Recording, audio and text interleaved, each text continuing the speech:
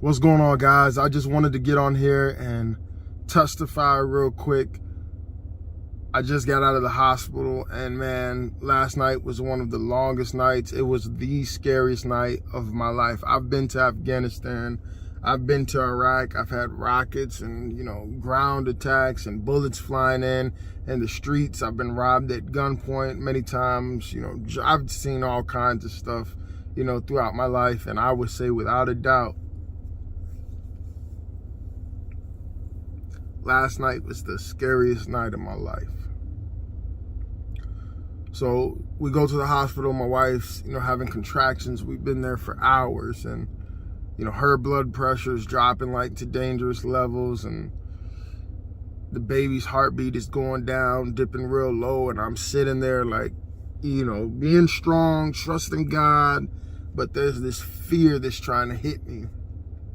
And like, as the night is progressing, you can see like the doctors are concerned, and it's like to the point like, okay, you know what, we're just gonna try to get this baby to come out, because baby's heartbeat's been too low. Nothing we're doing is working. So I'm standing there, I'm getting emotional, and my wife's like all in pain. And first she wanted to do it without the epidural.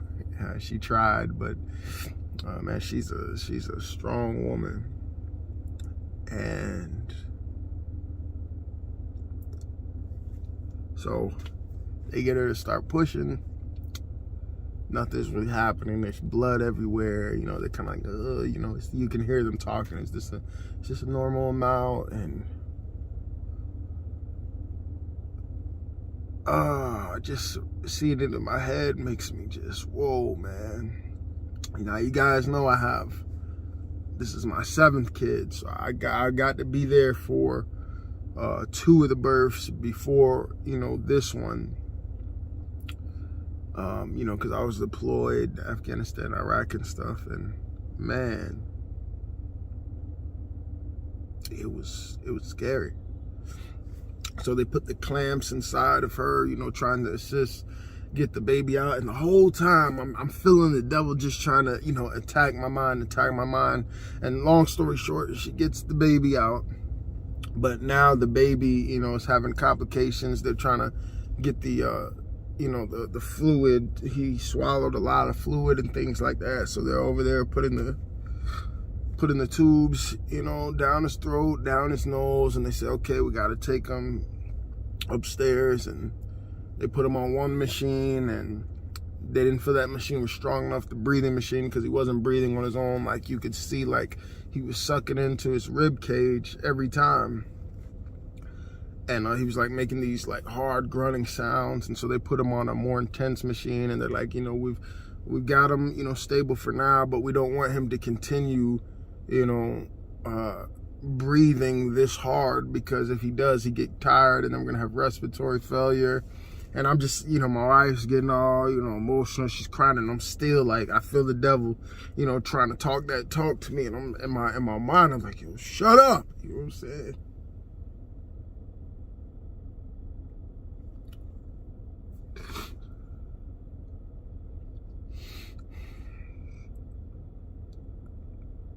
And so my wife, she's praying, I'm praying. She's, speaking Jesus' name over the baby. And the devil just talking. And it reminds me of, when he tried to get me to commit suicide at 12, but something in me is like, yo, shut up!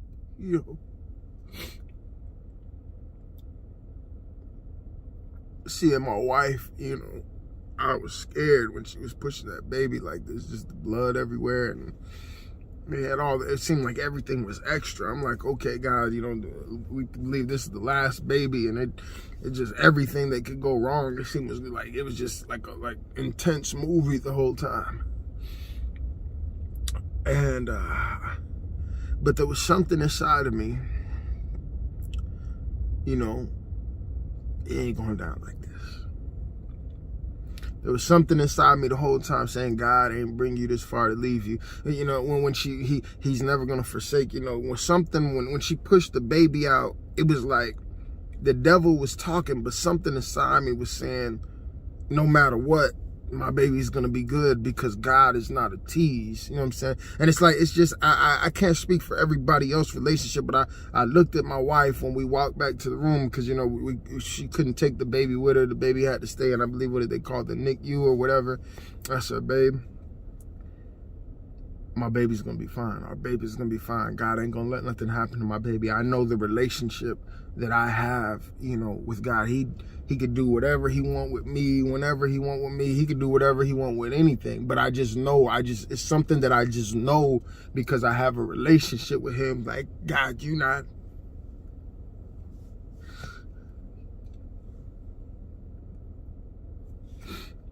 Because I have a relationship with him, I know what we have. I made a deal with God. I said, God, I'll do whatever you want me to do. I'll say whatever you want me to say. I'll preach what other people don't want to preach. Like, I know the relationship I have with him. See, that's why it don't matter what people say. I know that if I hold him to this, I can, if I stand on this no matter what, if I stand on his word no matter what, the devil can't touch me. The devil can't, it don't matter what it look like. If I stand on this, no weapon formed against me shall prosper. If I stand on this, it's not a giant I can't slay. If I stand on this, you know what? Greater is he that is in me than he that is in the world. If I stand on this, there's life and death in the power of the tongue, and I speak life. If I stand on this, you know what? I can stand against the enemy boldly and not be afraid. And I said, baby, nothing's gonna happen to my baby. And I could see she was hurting. But guess what? I dozed off for a minute. I hear her on the phone getting an update.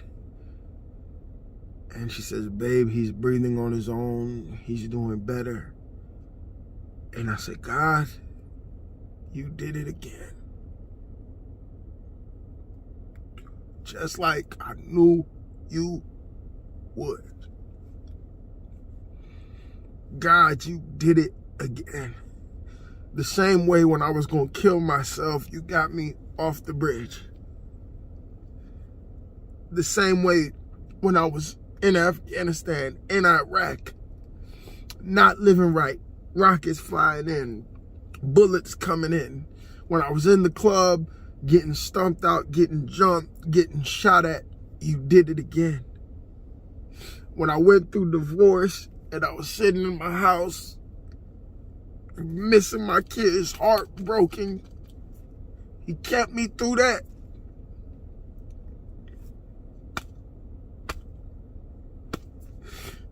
He kept me through that.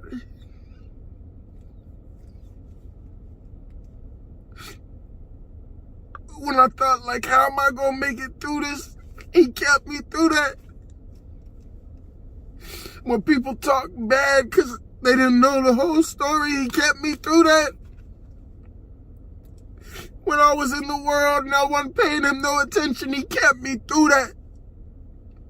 When I got my heart broke horribly and I felt so betrayed, he kept me through that. He kept me when I didn't want to be kept. And so I walked out the hospital this morning. I said, God, you did it again. You did it again. You don't fail. You don't lose. All you do is win. You did it again. And that's why I believe you. And that's why I dedicate my life to you.